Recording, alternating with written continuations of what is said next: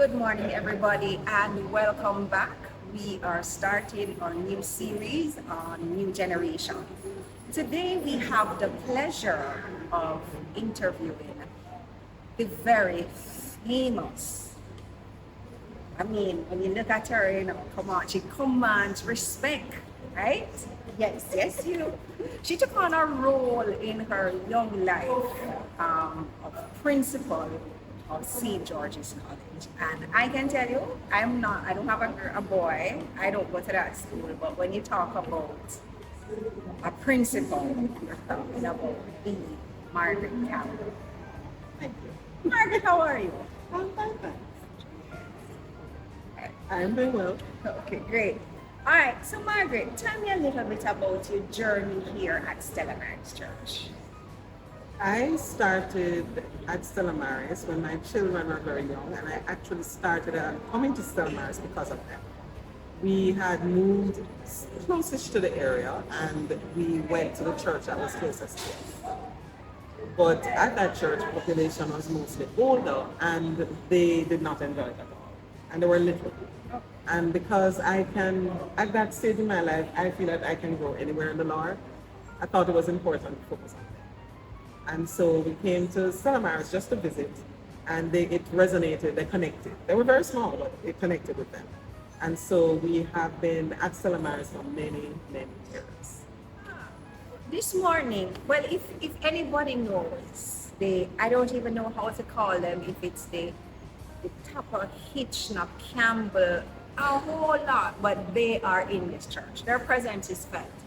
And this morning, Deacon Mark, who happens to be Margaret's brother, he spoke about being a part of a ministry, whether it be 1, 2, 3, 4, whatever, but you must be a part of a ministry. Margaret, what ministry are you involved in at STEM? Well, I'm involved in two ministries. I'm involved in the liturgical arts ministry, where I help to coordinate the sign language group.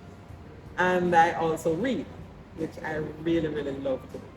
So those are the two things. And she does it very well, you know. Thank you. All right, so Margaret, you are a mom, you are a principal, you are involved in church. How do you balance all of this? First of all, I like to be busy. I like to have things to do. I don't like to sit around doing nothing, and I'm very rarely bored. How do I balance it? I try as best as possible to put God first. And when I do that, everything else seems to fall into place. That said, I'm not always perfect. And often I get up and jump right into the stream of things without remembering God. But He's with me all day and every day, so that's, it's fine. But how do I do it? Just by being careful to put the things that are most important first. Everything else will have to fit in, right? But once the things that are most important are first, and priorities are there, then the other things will be fine. So church is most important. Family is most important. So when those things, and then of course work, But once things are in place in terms of priority, and you keep that focus, then you won't have to worry that you compromise the important things by the less important. Okay. All right, so you've spoken about church, you've spoken about home. How do you balance your marriage in all of this? Because what I recognize is so many people, they struggle because if they're involved, they normally gravitate heavily to church or heavily to work and family and the relationship. Because one of the ministries I would really like to see Father Brown really get back on par is a couples ministry, because she's Margaret.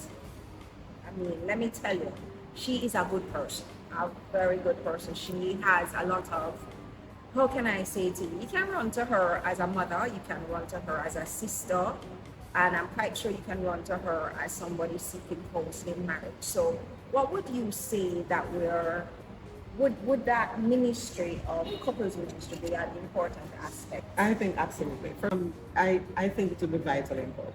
Marriage is not easy. It is a call of God, and it is a promise made to God. And so we need to put the supports in to make sure that it goes well. And so of concern is that marriages these days are under additional pressure from societal norms and values being changed and so forth. So I think as a church we need to pay particular attention to it as a sacrament. When I was at the dating age, I was happy to have found someone who loved God more than he loved me. because of the fact that he loved God more than he loved me, he would do whatever he could to try to make God happy. And so, of course, if he's doing that, then he's going to be happy. Our marriage has been up and down. It has not been smooth sailing. No marriage is. No. But one of the things that takes us through the challenging times is the fact that we were first friends. And we were friends for quite a while. I love his sense of humor, so anytime I get too serious or I'm upset about anything, he says something absolutely ridiculous. and that sort of just mends it. And so I think that it's important. I think also, as Deacon Mark said this morning, you have to make compromises for each other. And you have to do things to protect the marriage. Yes. So one funny thing, not so funny, that I do to protect the marriage is he's late for everything. I jokingly call him ever late instead of ever Tom. Really? Because he's late for everything. He'll be watching, you know. I know, it's fine. He might have to rescue me in the marriage when this is done. But so I call him ever late. Now, so we used to be late for church, and that drives me nuts. So now we drive separately to church. Oh my God! To save the marriage. So he does come, and and he, as I said, he continues to love God. He's outstanding in the church, and so But even though he's late, I'll take up for him because Everton is involved. He's an involved person because I see him at 6 o'clock mass and I'm like, dude, what? And then the following Sunday, he's at 9 o'clock. And and RCIA he teaches all of that. RCIA. So that's one of the things I really admire about the family. And just to put it in context, because bad mood never be late on a Sunday morning, but he serves on Saturdays. So when he comes on Sundays, he comes at a time when he's needed for service and not necessarily for the whole mass. So that's really it. So to put in context. Yeah, she's trying to backpedal and save the marriage. Save the marriage, Margaret! But I really find seeing such a big family, was this something, the church, was it something that was instilled by your parents? Because come on now, to have all the siblings so involved, that is not easy. That is not something that's a norm. I mean, Paul is up here altar serving, Margaret reads, Dan is in liturgical. Even the in-laws have to get, it's like a whole thing. They have to get involved. What was that? Was that from coming up or? Yeah, when we were growing up, we were very well known at St. Richard's because Mom and Dad used to take us to church. All 5 of us just file into the bench with them, and they taught us very early how to behave well in church. Yes. I don't think they had any struggles with us there. It's something that I've done with my kids and my grandchild. Little tricks like when they come into church and they're misbehaving just because they're kids, and some parents would take them outside. Yeah. I would take mine outside so as not to disturb, but then I wouldn't put them down. So in other words, I'd hold them so they must know that when we go outside, it's not going to be fun. It's not so run we need to around. get back inside. Yes. And it worked really well. And so because they set the groundwork there, it was natural for us to continue in church. And just to say, my dad had stopped going to church for a while. My mother faithfully carried us. He had some issues with his faith, some things that had happened that made him a little bit disillusioned. And then he found God again. And he said he realized it was important to realize that man is not God. And the faults of others should not stop him from coming to church to be with God and others. And so he was faithful in church. Yes. He was a part of the Curseer movement. He was the lead usher for a good number of years, And so that example was set for us well.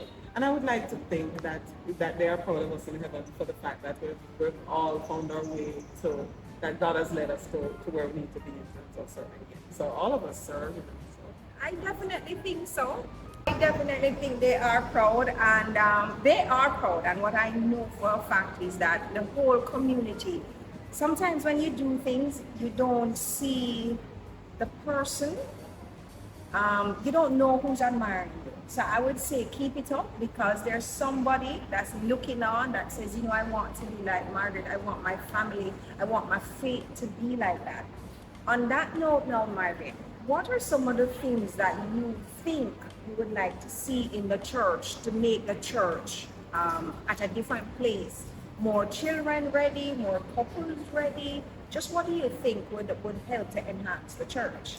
I think we need to be deliberate about our programs to make sure that there is something for everyone and be diligent about that. I think Sunday school is wonderful, but the teenagers need some other kind of grouping setting where they can thrive. And I think that ought to be teenager led. I don't think it Yes. should, an adult should moderate, but it should be teenager led. I know that one of the things that made me strong in my faith is the youth group at St. Richard's, right? Walking up there Friday night with other young people and the growth that happened there. I know that the Catholic youth movement used to was for my sisters and brothers. That was something that kept them at the church. So we need to focus on the youth. We need to focus on the young adults. We need to focus on every separate area. The married couples have different programs specifically tailored to those things. Because people need connection. And sometimes when you're in a whole group at Mass on Sunday, there's no connection. There might not be connection with people on an individual basis that way. So smaller groupings where they can feel love and appreciated, but also where they can be held accountable. In other words, they're not coming, hey, why aren't you Yes, here? to Kind of reach out. thing. Yes, because I find that you feel good when you don't turn up to church. I mean, I'm always at church, and last week I just took a break, and the amount of texts or phone calls that came in, let you felt really good to know that somebody noticed that you're not there. And if the younger people are going through so much mental crisis, they want to feel loved and to be known. So how do you deal with your spiritual life being a principal? I've had a strong background spiritually growing up. I can't recall a time when I didn't know that God loved me. My parents did a really good job, right? So I knew that God loved me. So what I do now is I make sure that every day I have time with God. Even if it is not, I try to have it be dedicated time because that is by God. But even if that doesn't happen, whenever I'm alone, I'm with Him, I'm talking to Him, I'm listening to Him, And then also I involve myself deliberately now in the groupings. And so that's another part to what I've said before. It's okay to have groupings. You can have all kinds of programs for people, but if the people don't come out and participate, they won't be in a group, any group. Right. So it has to be that I make a decision. Be involved in this, be involved in that. What are the things I'm going to be involved in? Because it's not just about sitting by yourself in prayer with Jesus, right? That is the starting point. Right. But God calls us to be with others. So join some things in the church, to build your spirituality. And so how do I manage my spirituality and make sure that I am having private time with God and I'm doing things that involve others and me and God? Okay, good. All right, so in closing, Margaret, I'm going to give you the floor. What would you say to young people, especially boys in your school? How would you invite them into church? Like God made us, He's our creator. He knows what's best for us. He knows where our successes are to be. He knows how to transform our failings into things that lead us to success and growth. We cannot navigate life properly and effectively without God. We have to have Him in our lives because He's the person who knows us best.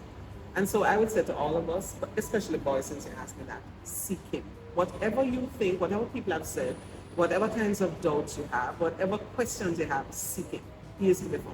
And if you seek Him, you will find Him because He said knock and the door will be open.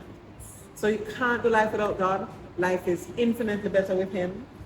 It's not going to be a bed of roses and sailing on clouds, but it will be that you have a constant companion who knows you best and knows what's best for you. And that's the best way to live. All right, so everybody here, I was talking with Margaret Campbell. She is awesome part of our community. We look forward to seeing you here at Stella as we build and grow, especially our young people. See you next week when the Lord sends the next person.